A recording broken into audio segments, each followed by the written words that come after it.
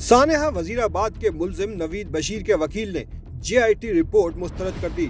लाहौर में press conference में मुलजिम के वकील मियां दाऊद ने इल्जामात की बौछार कर दी।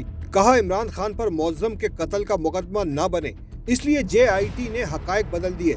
मौज़म गार्ड की गोली लगने से जाँ बहक हुआ, उस वीडियो को रिकॉर्ड का हिस्सा ही नहीं बनाया गया। जेआईटी ने वक़ूए पर मौजूद पुलिस एहलकारों के बयानात गायब करने की कोशिश की। दूसरी जानिब इमरान खान पर हमले के मुलजिम नवीद बशीर का इतराफी वीडियो बयान रिकॉर्ड करने वाले किरदार भी सामने आ गए। हमले के बाद गिरफ्तार मुलजिम नवीद बशीर की वीडियो आरपीओ गुजरात के कमरे में रिकॉर्ड की गई। सीसीटीवी में देखा जा सकता है डीपीओ गुजरात अपना मोबाइल फोन एसएचओ के हवाले करते हैं, जिसने उस मोबाइल फोन से मुलजिम नवीद का एतराफी बयान रिकॉर्ड किया। रिकॉर्डिंग के बाद एसएचओ ने मोबाइल फोन डीपीओ को वापस दे दिया।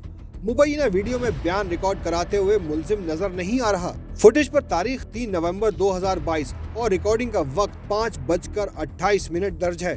इसी रोज चेयरमैन तहरीक इंसाफ पर हमला किया गया था। तर्जुमान पंजाब हुकूमत ने कहा है कि कौमी लीडर पर हमला करने वाले मुलजिम के वकील की प्रेस कॉन्फ्रेंस सरकारी टीवी पर नशर की गई।